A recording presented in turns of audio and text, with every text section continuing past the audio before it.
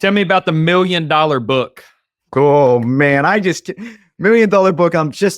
It's in the final stages. Probably within next week, it'll be live on Amazon for everyone to buy. $1 million book, how to publish a book and generate wealth without even selling it. It outlines why you need to write a book. It outlines why you need to, put it together in a certain format in a certain way. And it also outlines how to use it. Pretty much a quick summary of everything I talked about on this call, but it goes into a lot more detail. It helps you understand the magic of building your tribe around a book. And people think that they're going to make money from the front end sales. I need to break that habit right away when I meet with individuals. You are going to make 1,000 times, 100,000 times more than you will on the front end. You'll make it way more on the back end. What you do with the book is actually more important than what's inside the book. Most people will not read the book from start to finish. They will make a decision if they want to invest with you, buy from you, partner up with you. And that's the relationship. If you increase your relationships with like-minded people, there's nothing you can't do. You can obviously just keep growing as an individual. As your authority grows, your net income, your net worth grows. And I think that book is going to outline a lot about how to do so in a very short amount of time. And it also outlines how we do everything. Because if you want to know everything behind the curtain, how we put things together, I'll put it all in this book. I give everything, so there is no miscommunication. Give me a success story or two of maybe what a book has done for you and one of your clients, what a book has done for them. First book, Dream Starter. I realized that I could generate leads in my sleep. I was doing it in a very inefficient way. I was doing it as a PDF. I didn't give away the paperback copy. I gave it away as a PDF. I generated hundreds, maybe thousands of leads through that PDF. That gave me this email list that I could send them emails and maybe get them on a call afterwards. So it showed me the power. I got a lot of bad leads because it was all free. It taught me that my next book or 2 books or 3 books later, I need to increase my buying relationship with people. Once you have whether it's a free plus shipping offer, and that's what we do for clients. I'll give you an example here. Tyler McBroom, this guy right here. I know you guys don't like talking about, I think this group might like talking about taxes. This is tax strategy 101, bigger vision. Right. When you start making money, you need to figure out how to protect yourself.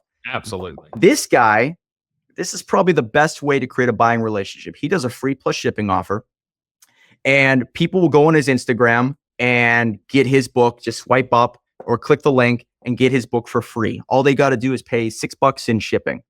The person will get the book before the book even arrives, which we do all the fulfillment and everything for him. But before the book even arrives, he'll send them text messages, emails, maybe even voicemail drops. Hey, I also have a cash profit accelerator group. I'm also doing this type of webinar. I'm also doing these type of calls. Do you want to jump on a call and do this?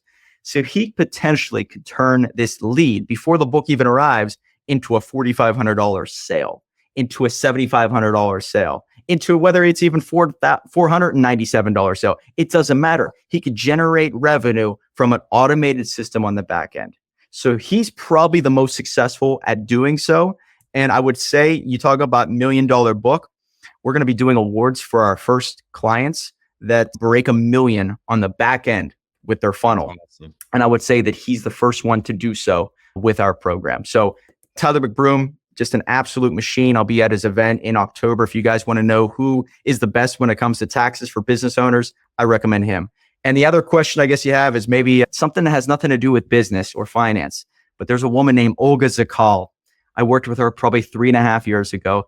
She put out a book called The Midlife Crisis Awakening. Just a great woman, badass entrepreneur from Russia, knows what's going on in this world. It's amazing. She puts out this book. She texted me or called me. I guess it was maybe 2 or 3 weeks after becoming a bestseller.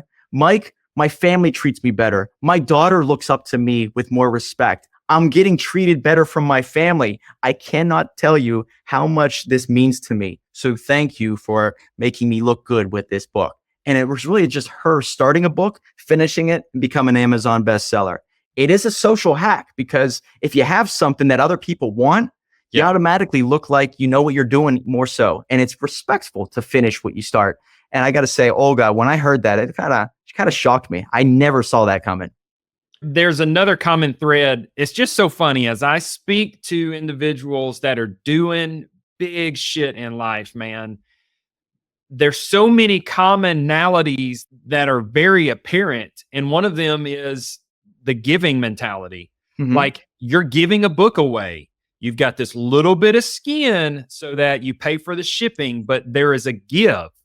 And it blows my mind. Even right now in this moment, I was sitting here and I'm thinking the power of the gift and the fact that money almost always follows a gift. When you give something away of value, people appreciate it because it is so rare, because so many people have this scarcity mindset in the world as a whole. So when you have an abundant mindset thinker giving away, it's completely different. I've even heard people talk about how if you grab sand in your hand and you squeeze tight because you've got that scarcity mindset and you're trying to hang on to it, it runs out through your fingers. So it's so refreshing when you do get a gift from someone, whether it's just, our mentor, Mark Evans, DM, he sits there and says, dude, if you're on social media and you don't have money to give away or you don't have a service or something like that, then simply just acknowledge their post by putting an emoji or throwing a couple of words up underneath it in the comments section.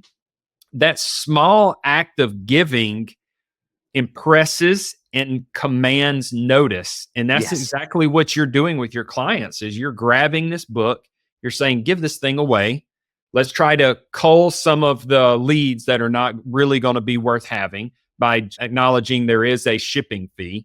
And then you've got this lead source and people are instantly in business with you. They're ready. They want to be told what they need to purchase. Yeah, there is something to be said about showing that you care. Whatever you could do to show that you care more than another person, showing more so that you're committed than the next person. If I finish something like this, most likely, you're talking about 150 hours probably from start to finish with everybody's time involved. Right. And you give this to someone, it just makes you look like, okay, and it's the Gary Vee approach, give, and then ask. Yeah. If you give enough content, just imagine if you give enough content, whether it's over a week, a month, or a year, or even multiple years. There are people on my email list that have never done business with me. And then 3 years after I've sent them that first email, they're doing a book, or maybe they're wanting to be a part of some investment together. It's amazing. If you just keep giving, maybe it's not the book that's going to be the fire starter, but the book leading to maybe another post, maybe showing up to their event, maybe inviting them to jump on another webinar that might add value to their life. It's the beginning of the relationship strengthened over weeks, months, or years. And that's going to lead to an amazing life. If you just keep that rhythm, that cadence of being a giver. Going back to that Anthony Lawley story. I don't know where I got it from, but I realized, hey, I could try to make $500 from this guy, or I could give my services away for free. Yeah. By giving away services for free, I'm going to tell you, it probably has yielded maybe $200,000 from all the customers that he has sent me, and the opportunity and just the word of mouth that he's on podcasts and he'll maybe even share my name. It's amazing. The moment you start to give, if you're in a terrible situation right now, stop thinking about your life and just say, hey, how can I be of value to someone else? Yeah. Jim Rohn brings this up. He says, be of service to the many, for service of the many leads to greatness. If you're trying to be great, just figure out a way to be of service to other people. Stop worrying about your own needs. And I know that's tough, especially like me. I couldn't even pay for my electric bill or mortgage or keep my water on. Yeah. If you just take yourself out of that and say, okay, I just got to add value to someone's life. Who can I do that for? Oh, if I could do that for this person and this person and this person, and then create that rhythm over and over and over, you become known as a giver, not a taker. And I'm telling you, high performers do not want to be around takers. That's right. Know just as much as I do, bad names travel way faster than good names. Yeah. So if you do something rotten, it's going to travel fast, man. And if you become known as a giver, then even it could start with a book. That could be the beginning stages. It will yield great results.